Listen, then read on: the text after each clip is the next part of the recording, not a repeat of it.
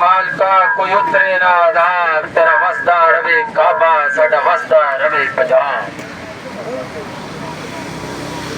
ਅਸੀਂ ਸਾਰੇ ਦੋਸਤ ਅੱਜ ਜਿਸ ਗੱਲ ਨੂੰ ਇੱਥੇ ਬੈਠੇ ਹੋਏ ਆ ਕੋਈ ਅੱਜ ਦੀ ਗੱਲ ਤੇ ਨਹੀਂ ਕਿ ਜਿਹਦੇ ਵਾਸਤੇ ਅਸੀਂ ਕੋਈ 5 ਮਿੰਟ ਦਈਏ ਤੇ ਚਲੇ ਜਾਈਏ। ਇਸ ਆਵਾਜ਼ ਨੂੰ ਹਰ ਫੋਰਮ ਤੇ ਹਰ ਜਗ੍ਹਾ ਉਠਾਉਣ ਦੀ ਜ਼ਰੂਰਤ ਹੈ।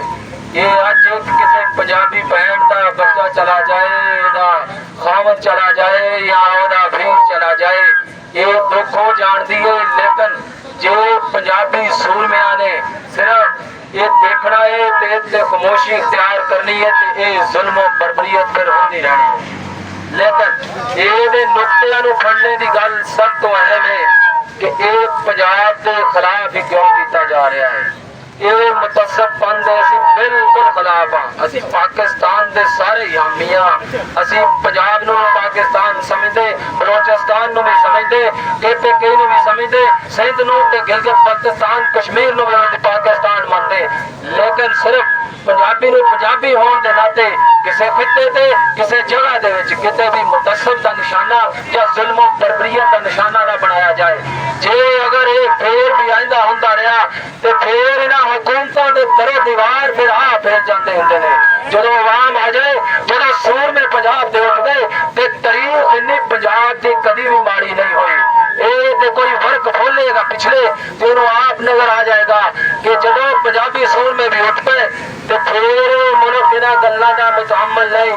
असी अपने सारे वड्डियां नूं, असी इस पार्लीमेंट नूं, असी फौज पाकिस्तान नूं ते हर कानून दे अदारे नूं हथ बंद के अज इल्तजा करदे आ कि साडे हक अज सानू दिते जाण ते जुल्म बर्बरीयत नूं बंद कीता जाए। नहीं तो जदों पंजाबी कौम अपने जुल्म बर्बरीयत के खिलाफ उठ गई तेरे नुकसान असी समझदे आ सारे मुल्क नूं होणगे ते जेड़े असी हामी नहीं आ असी बरमला ऐलान करदे आ कि असी हामी नहीं। लेकिन पंजाबियों ते जुल्म बंद किया जाए। सिर्फ आए पंजाबी कौम होने के नाते तेरे ID कार्ड देखे जान या तेरे लिए तो नो गो एरिया बना दिया जाए। कोई गल कोई कानून नहीं कहता, ना ये पाकिस्तान का कानून कहता, ना ये पाकिस्तान की पार्लीमेंट कहती। लेकिन ये जी खामोशी है वो पहलुओं से गौर करने की गल है। मैं इतने बैठे अपने सारे पंजाबी पखेलों को ये कहूँगा कि उस नुकते फड़ के सब तो पहले और हल लभ्या जाए कि असीं बलोचिस्तान जाइए या किसी होर खिते ते जाइए। ये काम ना होए जेड़े बलोच भाई साडे पाकिस्तान ना प्यार करते या पंजाब ना करते वो साडे भी भाई ने। लेकिन जेड़ियां तंजीमां दहशतगर्द ने या इन्हां दे पिछे कोई होर गैर मुल्की एजेंडे ने असीं उन्हां दे सरेआम खिलाफ हाँ। ते उन्हां दे खिलाफ असीं हुकूमत पाकिस्तान ते अपने सारे कानूनी अदारियां नूं इल्तजा करदे हां कि उन्हां दे खिलाफ सत्तेबाद कीता जाए ते इहदा कोई हल कढिया जाए जिहदी वजह नाल साडीआं मावां भैणां भी पुरसकून रहण पंजाब दे विच ते पंजाबी हर वीर भरा मेरा सुख नाल रवे। इहदे सत्तेबाद का फौरी ख्याल किया जाए तो तां ही पाकिस्तान तरक्की करेगा। ते जे असीं एक इकाई नूं वंडण लग पए, जे असीं पंजाब नूं वंडण लग पए तो फिर पाकिस्तान भी अगे नहीं जाना।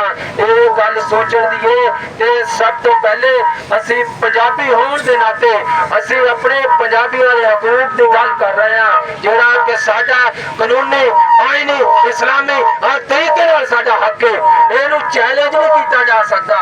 लेकिन इहदे वास्ते आवाज़ असीं उठाते रहना ते सदा उठाते रहना। इन्हां मकारा इन्हां कमीनियां जलीला ते दहशतगर्दां दे अगे ये ललकारा हमेशा उठदियां रहनियां ने। PLA की दहशतगर्दी बंद करो, PLA की दहशतगर्दी बंद करो, PLA की दहशतगर्दी बंद करो, पंजाबियों का कत्लेआम बंद करो, पंजाबियों का कत्लेआम बंद करो, मजलूम पंजाबियों का कत्लेआम बंद करो, बेकसूर पंजाबियों का कत्लेआम बंद करो, मजदूर पंजाबियों का कत्लेआम बंद करो।